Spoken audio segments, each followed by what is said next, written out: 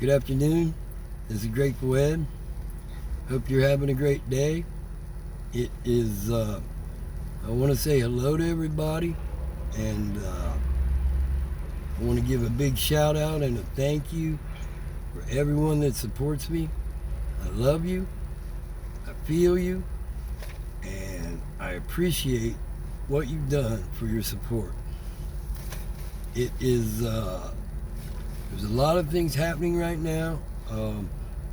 I'm getting a lot of, cybersecurity issues, that type thing. And but whatever happens, I mean, it's good to reflect about the blessings that we have, and also the people, that don't have the blessings that we do. Um, I think it's important to keep them in our mind, in our thoughts, and in our prayers. Especially for the time of year. No matter what they throw at us, it's really important, that together we keep on doing what we feel is right. So I wanted to talk about critical race theory. Critical race theory is Marxist communist ideology being taught through K through 12, through the universities, through society, the corporations. They're trying to implement that in the military, and it just simply won't be tolerated. It's great to know that so many people have, at all different levels, have worked together and addressed these issues to uncover the Marxist communist ideology. So there's lots of positive movement, and it will continue on and on. So Superintendent Cooper, I'm calling you out. You are the plausible deniability for the Mason School Board. I highly suggest you contact Project Veritas, America's Principles Project, momsforliberty.org, stopcriticalracetheory.com, or the Heritage Foundation and tell your story before it's too late.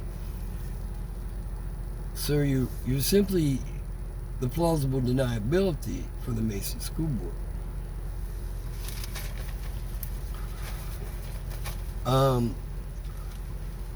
I wanted to talk again a little bit about Wright Pat, okay, and the Inspector General at Wright Pat. So,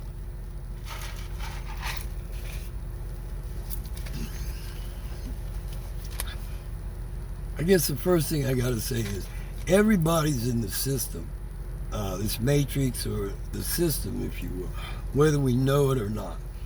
Okay, so I'm looking at the IG at Wright Pat. Okay, and when I got there, it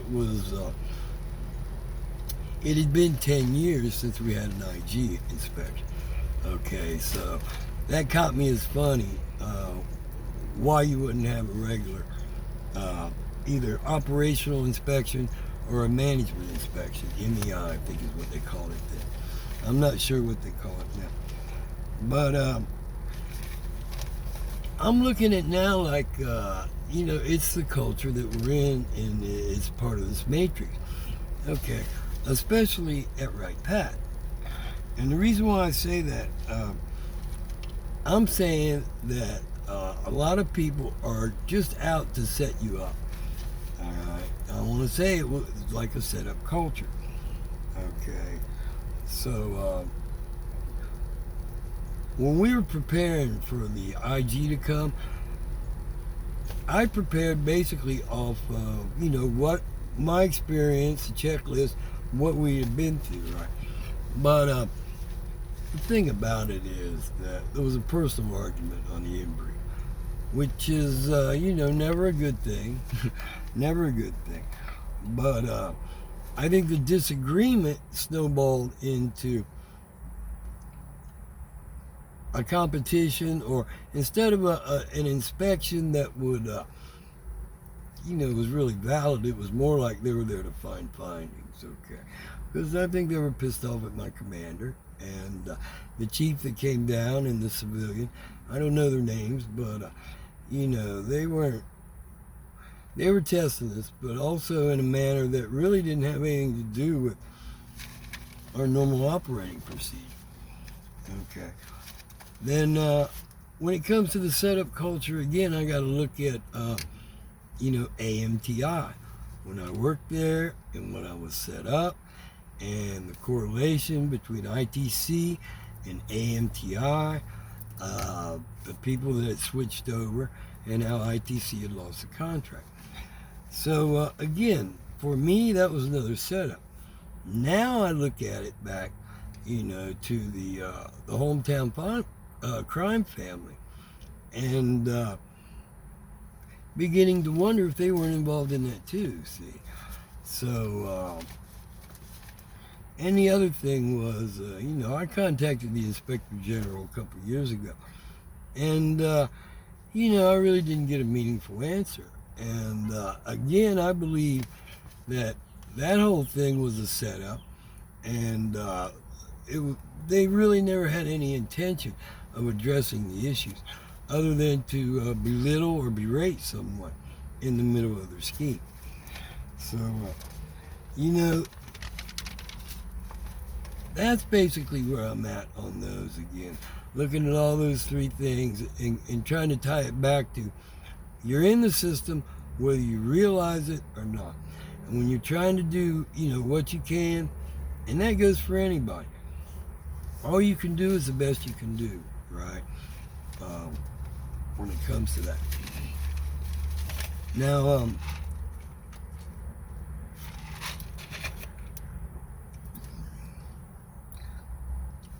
over in the Philippines, we had a doctor, and I believe he was a real great guy, Dr. Quintos.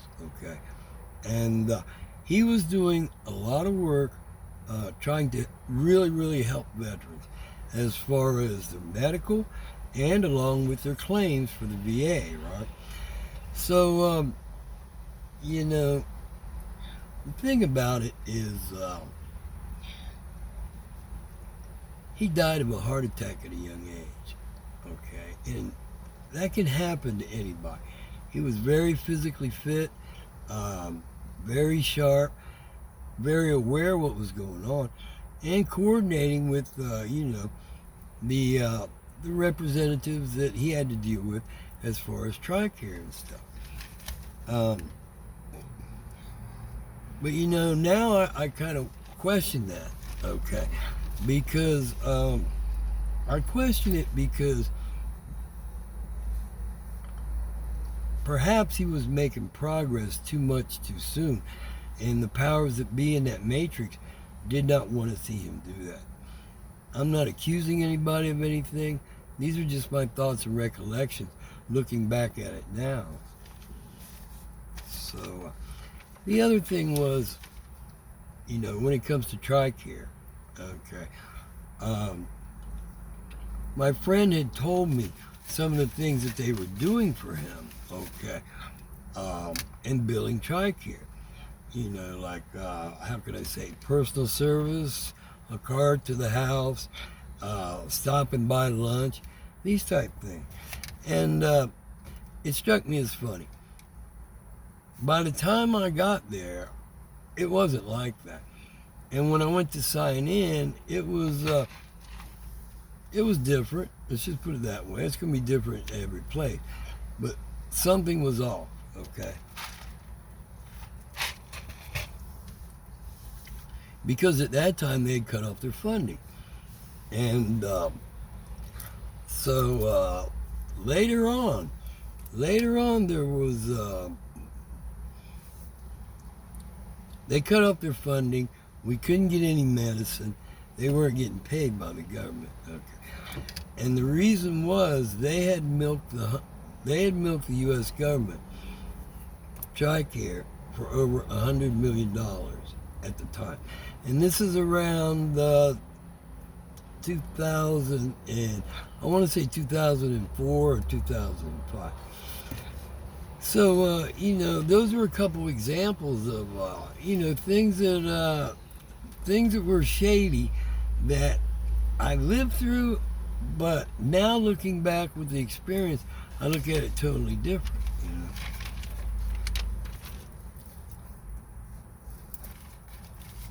there is there's a lot of good news, okay, and a lot of forward progress from people working together and finally to try to get to the truth at some of these issues we've been grappling with for such a long time. So it's really great news that there's an investigation coming on the J6 issue, okay. Also on the Hunter Biden laptop, and President Biden. We all see that the country is going not in the direction we should be, okay, for whatever that be. There's crisis, there's calamity, there's you can't afford to feed your family and take care of things, okay. So these things coming out at this time, it's really great news for me. The other thing I wanted to mention was a terrorist incident on over Lockerbie, Scotland. And it was a long time ago, but still. Basically, it shows that these things will come to light at the right time. And now is the time. So, I want to talk about God's blessings, okay? And I know that I've been blessed by God. And only together with love and forgiveness, okay? But also a strong will about where we're going and what we're doing, right? As far as the country goes and as far as, the end times. So, only together through that is how we find peace, I believe, okay? And it can be very turbulent. People go through spiritual awakenings, working on themselves to try to make it better, and that can be a very difficult time and situation, okay? And I understand that. But when you've been making progress on there, I commend you. Please don't stop. Okay, it can be very difficult. People have setbacks, but also, that could be a time to readjust and then go ahead and move forward. So, the other thing is, when it's time for change, and how you contribute is very important. Okay, but we all have a voice, right? And as we use those voices, together is how we move forward. This is not about me, okay? I want to make that clear. But also I got to make it clear that when I'm called to do something and I feel it, from the ancestors, from what I've lived, a lot of people are like that, okay? And they know that it's time. It's time to stand up and, defend the Constitution, not only for us, but for the future. And the other thing I wanted to mention also is don't let the deep state divide us on our religious beliefs, okay? Our country was built on freedom of religion. That's one of the tenets. So this is something that we cannot let the deep state or communist propaganda try to take away from us. It's simply too important to have, your higher belief and spirituality in God. So I wanted to bring that up also. The other thing on the division is, sex, the racism, age, gender. It really shouldn't be a factor because we're all in this world together. We really, really are. So, together with love and the joy and the happiness, forgiveness, a strong will, for God, okay? And These things can't be ignored, and they must be embraced. That way we change the old ways and turn that into something positive.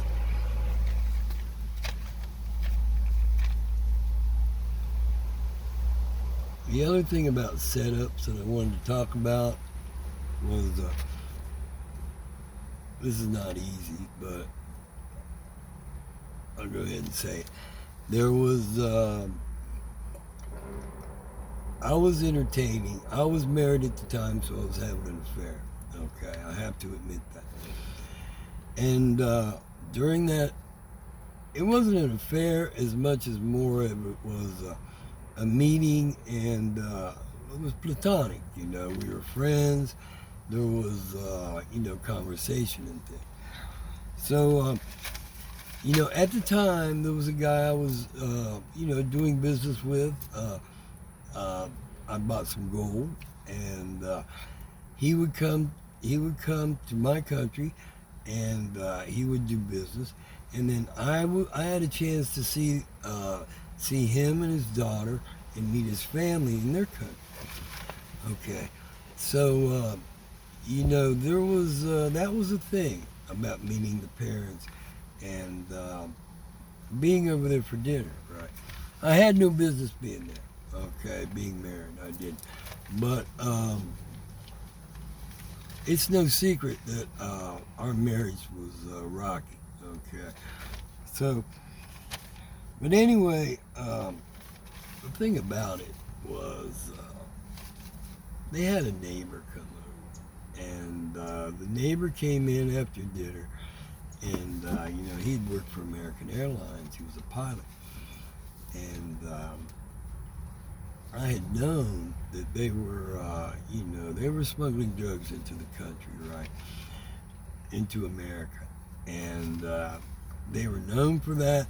It was in the press at the time, so I was aware of these things. So, when it came to, relations, that type of thing with the daughter, and then the parents, the business he was in, and then the American Airlines pilot coming over, I had to walk away from that, and basically, I guess looking back, what I want to say is they knew my weaknesses, okay, and they knew my weaknesses, and by trying to capitalize on those weaknesses, they could have put me in a very, very, very bad situation, especially being active duty military.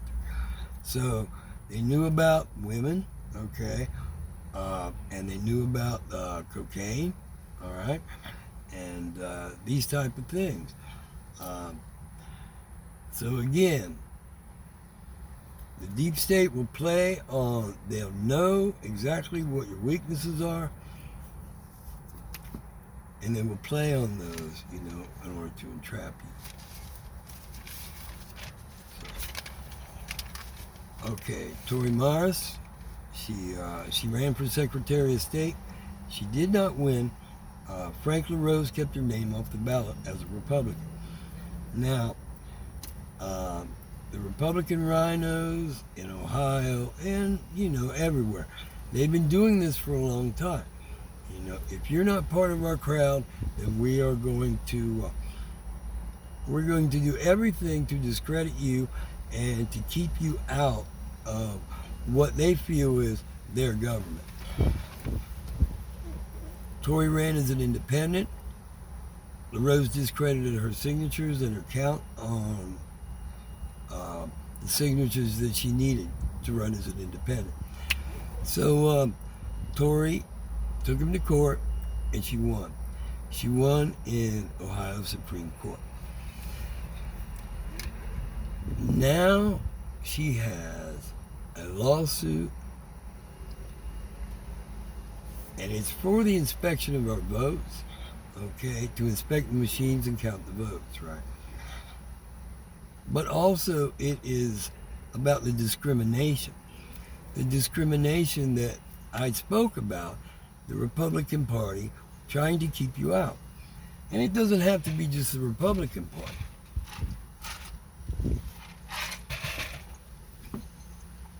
But in this case it is. And the thing about it is, at the Ohio Supreme Court on this lawsuit, they denied her, and she's taking it to the Supreme Court. And I believe she's going to win because the Ohio Supreme Court has already ruled on such things, okay, saying that you cannot discriminate. If a citizen wants to try to run as an independent or whatever party, I mean, that's our right. That's our prerogative. So, she's done a lot of great reporting, okay, about election fraud in Ohio as early as 2005.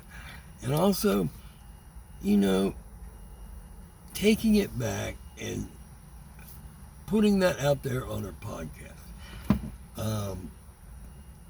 for everybody to learn and understand. So, you know, she's done more hard work to uncover this election fraud in Ohio and everywhere. So, you know, I believe she's going to be successful. Okay. It's just, you know, when you go up against the establishment, she's a single mother, entrepreneur, running for office, running the podcast, running her channel, okay? So